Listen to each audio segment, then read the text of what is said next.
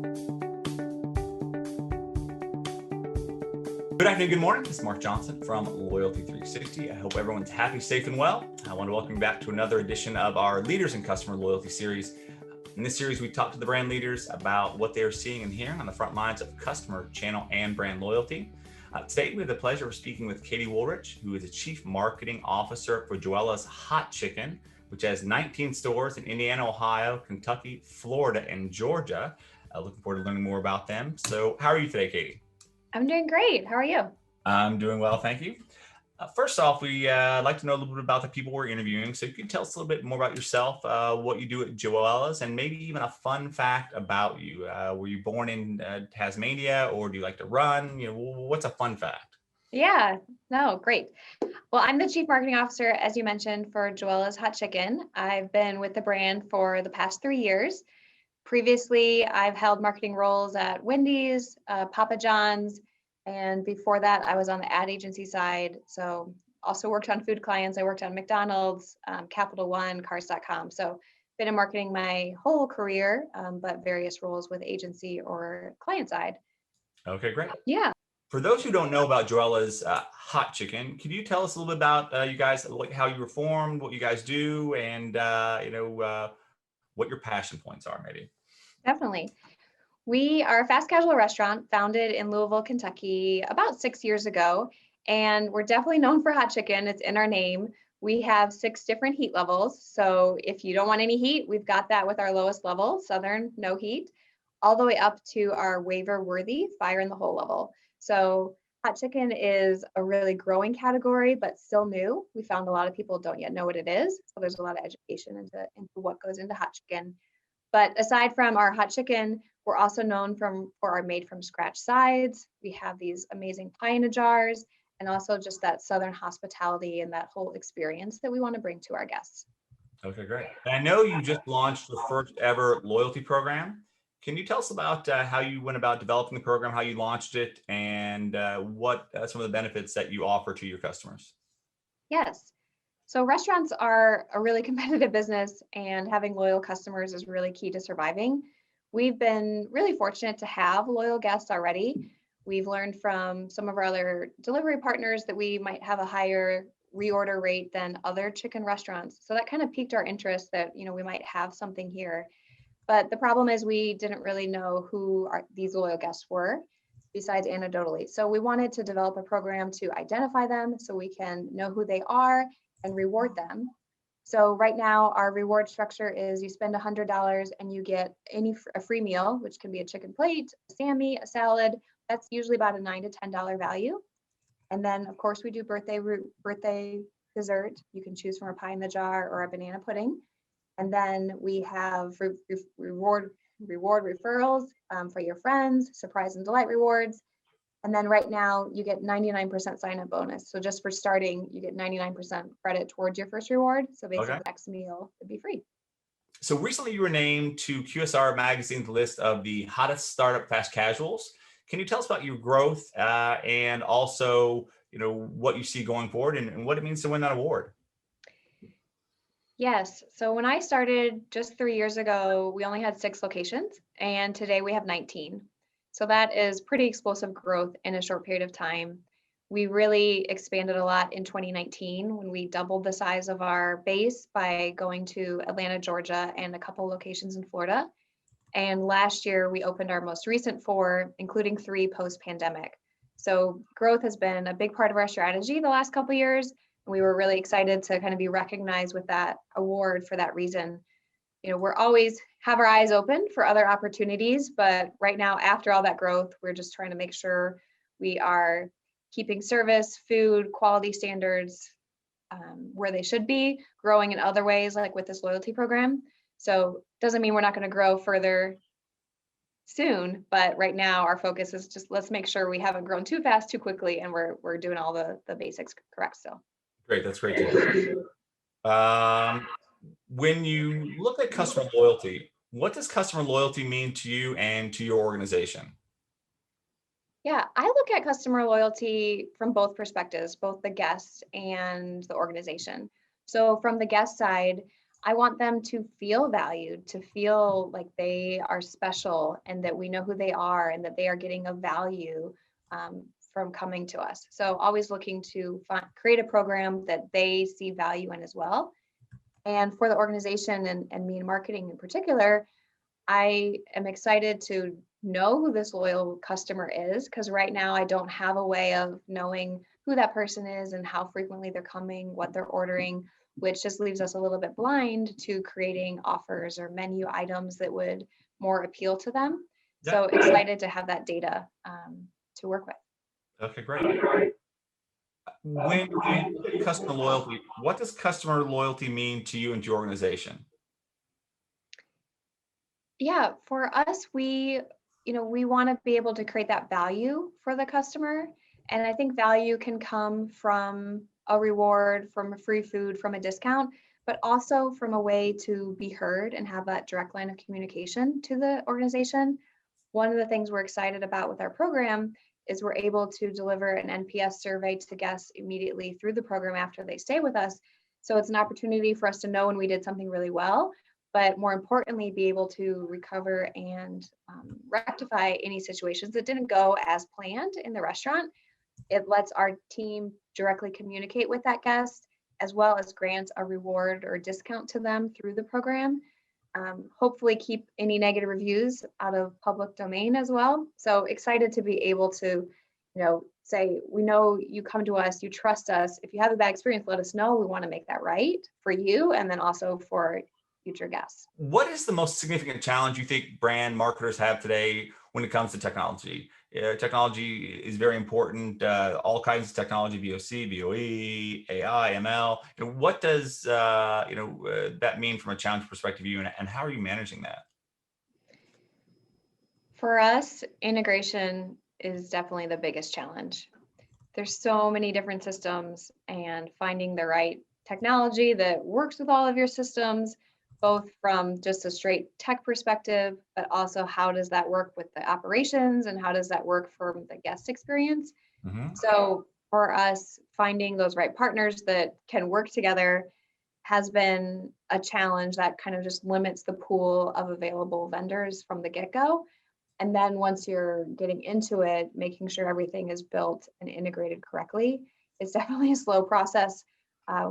We've had a couple delays even getting this rewards program out just to make sure everything was working as it should. Okay. Once that's built, we're gravy, but it's definitely a huge challenge and can be a barrier, I think, to implementing really deep technology programs like this. Okay. What are the challenges and opportunities you see regarding personalization, and how are you guys looking to improve your personalization efforts as a brand? Personalization is huge in marketing, and frankly, one of the reasons I wanted to do a loyalty program to begin with, so we would have data to create that level of personalization, because we're not able to do that right now. Since we just launched, that's not something that we're doing today, because right now we're just focused on getting acquisition and learning more about these customers. But future state is definitely knowing who a guest is and delivering them personal offers. So if I know a guest is only ever coming and ordering our kale salad, I might not push an offer to them for our chicken and waffles, because that's probably not going to be of interest to them. But if I have a great deal in our kale salad, that's something I want to give to that person, because that is likely going to be something interesting to them that is going to make them come for that one extra purchase. Okay. When you look at partnerships are very important for marketers today. They want to get as much as they can out of their loyalty and customer experience programs, but partner with other brands that have kind of similar strategies and approaches in a symbiotic manner. What do partnerships mean to you, and is that something that you guys are doing, and how do you see that going forward?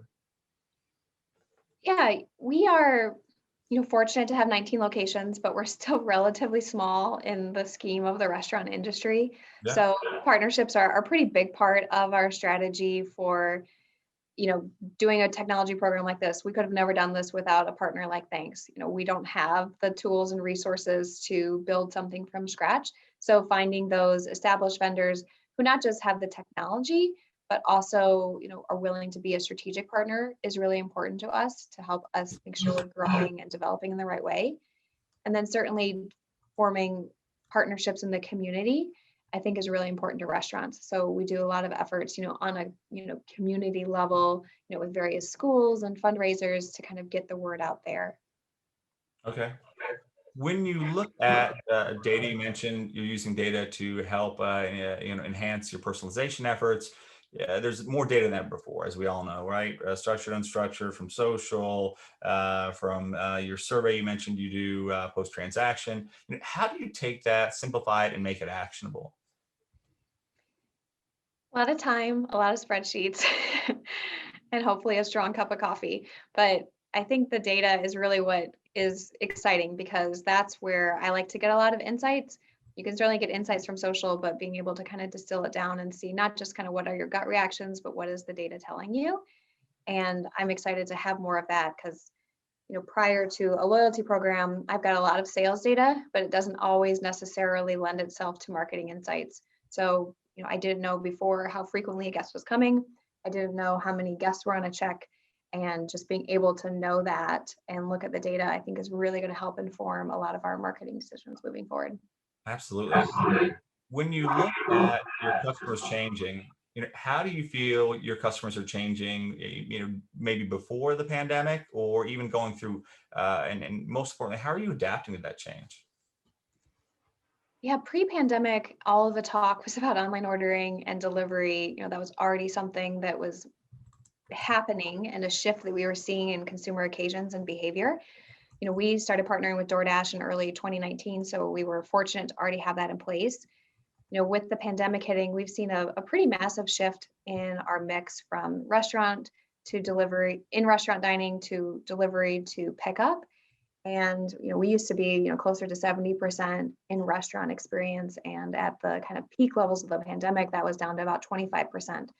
So we're seeing that shift in mix come back to more of the dine-in, but I would guess that we're never going to see it back to pre-pandemic levels. I think people experiencing pickup food and more delivery has opened up that world to customers that weren't yet there yet. My parents have never really done a pickup for food. They go out to eat or they eat at home. That middle occasion was never something that they would consider. And I think now people have done that occasion and said, hey, some of this food is really great and I can have it at home. It's easier for me to get my kids in bed or not have to wrangle them out to a restaurant. So I suspect that we will see lasting impacts of just that pickup and delivery occasion, remaining really strong. And I think for restaurants who the experience of the restaurant is a big part of it and making sure your food travels well, that's something that we have to continue to keep in the forefront of all the decisions. Yeah, we've heard how the food travels is very important, and also how you manage the customer experience. So from you to DoorDash, and if there's Yeah. a customer service foible, whose responsibility is that, and how do you address that? How do you guys look at that?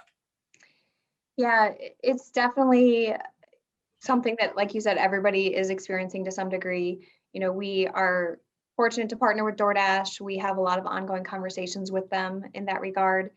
But at the end of the day, no matter how we resolve it or DoorDash resolves it, it's how the guest views it. And a lot of the times the guest puts the food quality concerns on our shoulders, even if it was because, the driver forgot something or the driver took a longer route. We can't control that. All the guest knows is their food was cold and they don't always know who to blame. So a lot of it comes down to us. So we work, very closely with DoorDash to share any concerns we have with that, and they're receptive to working to fix any of those to the degree that we can. Okay. When you look at your success of the customer loyalty program, obviously measurement is very important, especially with the complexity you mentioned, the multiple spreadsheets that you're using. When you look at measurement on that, what KPIs do you and your team use? And are there KPIs you would like to see potentially for the restaurant industry or just for customer experience and customer loyalty in general that you don't have, or you may like to have? Right now, since we just launched, our biggest KPIs are just signups, acquisition into the program. And then I want to make sure that we're seeing them actually participate in the program. So we're getting, qualified people signing up for the program. So that's kind of today's key KPIs for me. Longer term, really looking at frequency and average check for our customers. If we can get even just our top 25% of guests to come an additional 1 or 2 times per year, that would have a pretty massive impact to our bottom line. So it's a very kind of specific, small goal, very targeted, but it feels very achievable once we know it and we can see it and measure it. Okay, great. What do you think the next big thing for customer loyalty and customer experience is? To me, I think a lot of right now for us, it's a pretty big thing just that we have this program. So we're trying to celebrate that.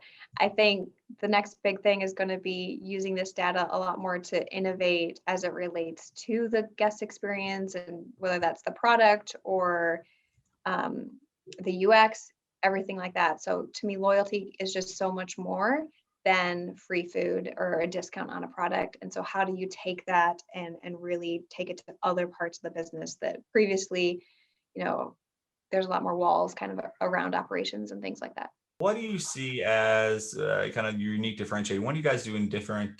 Southern style food is obviously very service focused, has that kind of a unique appeal. But what are you guys doing different than the competitor set? How are you excelling?